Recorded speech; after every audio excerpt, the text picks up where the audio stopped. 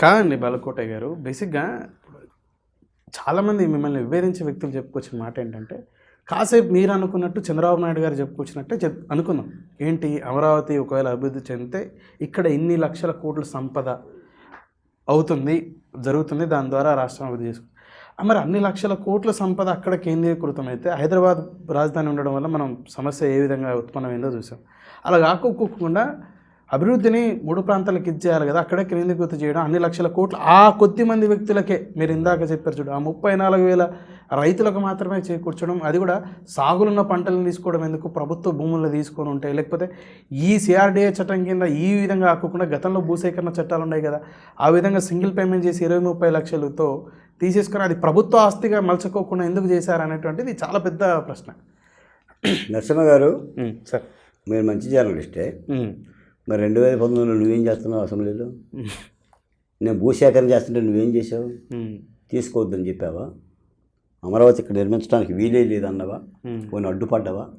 నీ ఎమ్మెల్యేలు ధర్నాలు చేశారా? నీ వైసీపీ కార్యకర్తలు నిరసన వ్యక్తం చేసిందా? చెప్పండి. ప్రభుత్వ భూమిలో తీసుకోమని మేము సలహా ఇచ్చాం, మా సలహాను స్వీకరించలేదు. తీయండి వీడియోలు, వినండి. జగన్మోహన్ రెడ్డి గారి అసెంబ్లీ ప్రసంగాలు ఇప్పటికైనా వినండి, ఇప్పటికి వినండి. జగన్మోహన్ రెడ్డి గారు 2019లో పెట్టిన మేనిఫెస్టో వినండి. రోజా ఏం చెప్పిందో వినండి. ఉండవల్లి శ్రీదేవి ఏం చెప్పిందో వినండి. ఇక్కడే ఉంటుంది అమరావతి. వెంకటేశ్వర గారు ఏం చెప్పాడు, ప్రణాళిక సంఘం వెంకటేశ్వర గారు ఏం చెప్పారో వినండి. ఆల రామకృష్ణారెడ్డి ఏం చెప్పాడో వినండి. మొన్న ఏం చెప్పాడో వినండి. కృష్ణప్రసాద్ గారు ఏం చెప్తున్నాడో వినండి. కాలిఫర్ చెవులు ఇంకా పెట్టే ప్రయత్నం ప్రజలకు చేస్తే ద్రోహం జరుగుతుంది. సార్, వాళ్ళు చెప్పారు వీళ్ళు చెప్పారు అనేది పక్కన పెట్టండి. మీరు ఏ పార్టీ నాయకుడు కాదు. ఆంధ్రప్రదేశ్ ప్రయోజనాలు నాకు ముఖ్యమైనటువంటి చెప్పే వ్యక్తి. మీ కలం మీ గలం అందుకోసం పనిచేస్తున్నాయని చెప్పేసి అని మీరు విరివిగా చెప్పుకుంటాం. సార్, ఇప్పుడు అమరావతి ప్రాంత రైతులకు సంబంధించిన లబ్ధి కాదు, ఆంధ్రప్రదేశ్ ప్రయోజనాల లబ్ధి, ప్రజల లబ్ధి కావాలి. ఆ ప్రాంత ప్రజలే పెద్ద ఎత్తున ఆ డబ్బు లబ్ధి పొందితే ఎలా? అదే ఒక ప్రభుత్వ భూమిలో తీసుకుని ఆ భూమిని సిఆర్డీఏ చట్టం కాకుండా ఇంకొక విధంగా కొని ఉంటే అన్ని లక్షల కోట్ల సంపద ఆంధ్రప్రదేశ్ ఖజానాకు వస్తుంది కదా. నరసింహ గారు, సార్ ఇప్పుడు అమరావతి పరిస్థితి తెలుసా? చెప్పండి. ఎప్పుడైనా అమరావతి వెళ్ళారా? వెళ్ళాను సార్, ఇటీవల. ఏం కనిపించింది అక్కడ మీకు? చెప్పండి. మీరు లక్షల కోట్లు అంటున్నారు కదా, అమరావతిలో లక్షల కోట్లు అందరూ పంచుకుందాం, అందరూ పంచుకుందాం అన్నారు కదా, ఏం కనిపించింది ఇప్పుడు మీకు? ఇప్పుడు కాదు, చంద్రబాబు నాయుడు గారు చెప్పుకొచ్చిన ఇప్పుడు ఏం కనిపించింది సార్ అని చెప్పారు. పెద్ద ఎత్తున సెక్యూరిటీ అయితే కనపడ్డది. ఏం కనిపించిందంటే కంప చెట్లు, తుమ్మ చెట్లు, కట్ల పాములు, దాసు పాములు. జగన్మోహన్ రెడ్డి గారి సభకు వచ్చి కానిస్టేబుల్ కట్ల పాము కాటేసి చచ్చిపోయాడు అమరావతి రాజధానిలో. అంటే శ్మశానం అయ్యింది. కానిస్టేబుల్ చనిపోయాడండి. అడవి అయ్యిందండి. మీరు సంపద గురించి మాట్లాడుతున్నారు, నేను అడవి గురించి మాట్లాడుతున్నా. చంద్రబాబు నాయుడు గారు ఆయన ప్రణాళిక ప్రకారంగా రాజధాని ఎలా ఉంటే బాగుంటుందని ఆయన ప్రణాళికను ఆయన గీశాడు. మీరు ఏడ్చేది మీరు ఆడవండి. మీరు వచ్చారు అధికారంలోకి, కాదు 7 నగరాలు ఇదిగో ఇది అని చెప్పండి. నా నా అభిష్టం ఇదని చెప్పండి. మీరు చేసేది మీరు చేయండి. ఇంకో మాట కూడా ఏంటంటే, పాలకులు ఎప్పుడు కూడా నేను ఇది కట్టా అని రాజకీయ ప్రయోజనం కోసం చెప్తారు. ఏ నగరాన్ని ఎవడో నిర్మించడు, మానవ సమాజం నిర్మించుకుంటుంది. భాగ్యనగరం చరిత్ర 400 సంవత్సరాల చరిత్ర. చార్మినార్ దగ్గర నుంచి ఎవడి కష్టం ఎంత, ఎవడి శ్రమ ఎంత, ఎలా అభివృద్ధి చెందింది, ఒక కేసీఆర్ చేశాడా, ఒక చంద్రబాబు నాయుడు చేశాడా, ఒక రాజశేఖర రెడ్డి చేశాడా, వాళ్ళు రాజకీయం కోసం చెప్పుకుంటారు. కానీ నగరాల అభివృద్ధి చెందవు. ప్రజా సమూహం మమేకమయ్యే కొద్దీ అభివృద్ధి చెందుతుంది. టెక్నాలజీ కూడా అంతే. నువ్వు కనిపెడితే సెల్ ఫోన్ రాదు, అది సమాజం. నేను ఇందాక మొట్టమొదటిలో మీకు ఇంటర్వ్యూ ఆరంభంలో చెప్పా, సమాజం పురిటి నొప్పుల నుంచి వస్తుంది. ఆవేదన అయినా సంతోషమైనా అది సమాజ గతితార్కిక సూత్రం. రాజకీయాల కోసం చెప్తారు. ఆ మాట మనం విని చంద్రబాబు నాయుడు గారు ఇన్ని లక్షల కోట్లు అన్నారు అని చెప్పేసి ఆయన కోణంలో పోతున్నాం. నీకు అమరావతి శాసనాల ద్వారా, చట్టాల ద్వారా, ప్రభుత్వ తీర్మానాల ద్వారా ప్రజాస్వామిక దేశంలో నిర్మితం అయ్యింది. That is the Amaravati, that is the capital. అయితే ఇది అంటే సరే, చట్టము ఒక దురుద్దేశపూర్వకంగా అయ్యింది, ఇది ఆంధ్రప్రదేశ్ హక్కులని ప్రయోజనాలని దెబ్బతీసేలా ఉందని చెప్పేసి మరో వచ్చినటువంటి ప్రభుత్వం దాన్ని కాలరాసే ప్రయత్నం చేస్తూ ఉంది. ఇది ఒకవేళ నిజంగా ఆంధ్రప్రదేశ్ ప్రజల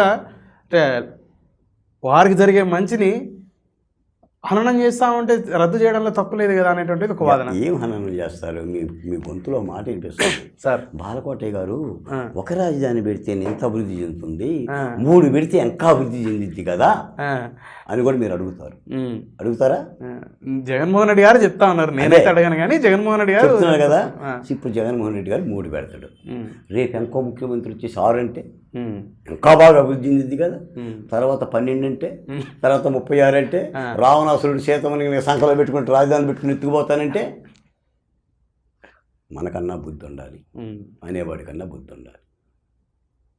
అది ఒక రాజకీయ పార్టీ సామాజిక వర్గాన్ని, ఒక తెలుగుదేశం పార్టీకి సంబంధించిన సామాజిక వర్గాన్ని, కంబ సామాజిక వర్గాన్ని కోకట వేలతో తెగనరకటానికి ముఖ్యమంత్రి తీసుకున్న నిర్ణయం.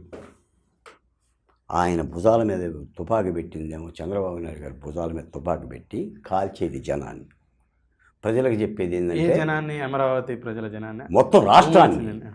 అమరావతి అంటే రాష్ట్రం సార్, నాటే 29 విలేజెస్. అమరావతి అంటే రాష్ట్రం, దాని రాజధాని. అది మీ తెలంగాణకి భాగ్యనగరం ఎలా రాజధానో నా ఆంధ్రప్రదేశ్కి రాజధాని. అది విభజిత చట్టం ద్వారా నిర్మించుకున్న రాజధాని. మేమేమి నిర్మించుకోవాలా, ఒళ్ళు బలిసి ఒళ్ళు కొవ్వెక్కి నిర్మించుకోవాలా.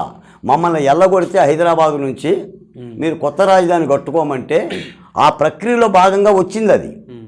దాన్ని కాపాడాల్సిన బాధ్యత ప్రభుత్వాలది. కాపాడే ప్రయత్నంలో మీరు చాలా వరకు ఇప్పటివరకు సఫలీకృతులయ్యారు.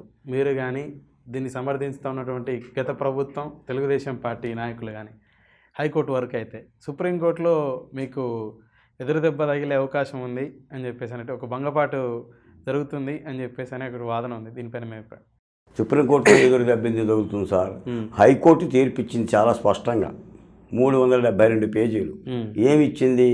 అయ్యా ముఖ్యమంత్రి గారు, ఆంధ్రప్రదేశ్ శాసనసభ ఒకసారి రాజధాని నిర్మాణం చేసింది, మళ్ళీ శాసనసభ రెండో తీర్మానం చేయడానికి హక్కు లేదు, ఆ నిబంధనలు అలా ఉన్నాయి.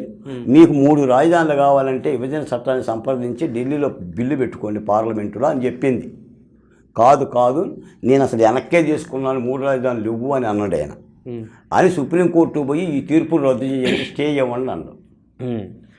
స్టేనే ఇవ్వలేదు సార్, మీరు కుట్టేస్తుంది అన్నారు. పండక్క పోతా, పబ్బానికి పోతా, సోమవారం పోతా, మంగళ పోతా అని 20 సార్లు అడిగితే సుప్రీంకోర్టుని స్టే ఇవ్వలేదు. దట్ ఈస్ ది న్యాయస్థానం. అది అంబేద్కర్ రాసిన న్యాయస్థానం సార్. అయితే ప్రభుత్వం ఒక వాదన వినిపిస్తూ ఉంది. ఆ వాదన తగాకోకుండా ఆంధ్రప్రదేశ్ ప్రజల ప్రయోజనాలు కాలరా పెడతాయి, అమరావతి అభివృద్ధి చెందితే, ఆ ప్రాంతం మాత్రం అభివృద్ధి చెందితే కొద్దిమంది వ్యక్తులకు మాత్రమే లబ్ధి చేకూరుతుంది, యావత్ ఆంధ్రప్రదేశ్ ప్రజలకి నష్టం వాటిల్తుంది, రాష్ట్ర ఖజానా దెబ్బతింటుంది. ఈ వాదనకి సుప్రీంకోర్టులో వినిపించితే ఈ కేసు నిలబడదు అనేది ఇక వాదనలు ఏమన్నా నరసింహ గారు సార్. హైకోర్టు తీర్పు ఇచ్చింది. హైకోర్టు తీర్పును తప్పుపడుతూ ప్రభుత్వం వెళ్ళింది. నువ్వు వాదించడానికి ఏం లేదు, నేను వాదించడానికి ఏం లేదు. ఒక ఆల్రెడీ ఇచ్చిన తీర్పుని కొట్టేయమని వెళ్ళింది. సుప్రీంకోర్టు ముందర ఆంధ్రప్రదేశ్ ప్రజల ప్రయోజనాలు దెబ్బతిల్తాయి, అమరావతి ప్రాంతం అభివృద్ధి చెందితే ఆ రైతులకు మాత్రమే లబ్ధి చేకూరుతుంది, దాని ద్వారా ఒక 10 లక్షలు 20 లక్షల కోట్లు ఆంధ్రప్రదేశ్ ప్రజలకు నష్టం వాటిల్తుంది అనే వాదన వినిపిస్తాయి. ఎప్పుడు కూడా న్యాయస్థాన ప్రక్రియలో ఒక కోర్టు జడ్జిమెంట్ ఇచ్చిన తర్వాత ఆ జడ్జిమెంట్ తప్ప కాదా అనేది ప్రభుత్వం ఆ జడ్జిమెంట్ మీద మాట్లాడుతుంది. ఈ వాదనలన్నీ హైకోర్టులో జరిగినాయి. వాదనలో ఆ జడ్జిమెంట్ మీద డిస్కస్ జరుగుతుంది. ఆ జడ్జిమెంట్ రాంగ్ అని చెప్పి అవతల పక్షం అంటుంది, ఆ జడ్జిమెంట్ కరెక్ట్ అని అవతల పక్షం అంటుంది. తీసుకోవాల్సిన సుప్రీంకోర్టు తీసుకుంటుంది. ఇచ్చింది high court. Already judgement is passed. అందుకని పై కోర్టులో వాదనలు అలా జరుగుతాయి. కింది కోర్టులో 2 ఏళ్ళు కొట్లాడారు, 2 ఏళ్ళు వాదనలు జరిగినాయి. ఢిల్లీ నుంచి అడ్వకేట్లు వచ్చారు, రాష్ట్ర ప్రభుత్వం కోట్లు కుమ్మరించి అడ్వకేట్లను పెట్టింది, రైతులం మేము సందాలు వేసుకొని మేము పెట్టాము. ఆ వాదనలు ముగిసే న్యాయస్థానం, అత్యున్నత హైకోర్టు న్యాయస్థానం అమరావతి పక్షాన్ని తీర్పునిచ్చింది. సరిగ్గా ఈ అమరావతి ఇష్యూ మీద రాజధాని ఫైల్స్ అని ఇటీవల ఒక మూవీ వచ్చింది. దాంట్లో మీ పాత్ర ఏ విధంగా చిత్రీకరించారు? కాదు, వాస్తవానికి దగ్గరగా చిత్రీకరించారా లేకపోతే వాస్తవానికి విరుద్ధంగా చిత్రీకరించారు? ఈ హైదరాబాదులోనే కంఠంనేని రవిశంకర్ గారు ఆ సినిమా తీశారు. వినోద్ కుమార్ గారు ప్రధాన పాత్ర పోషించారు.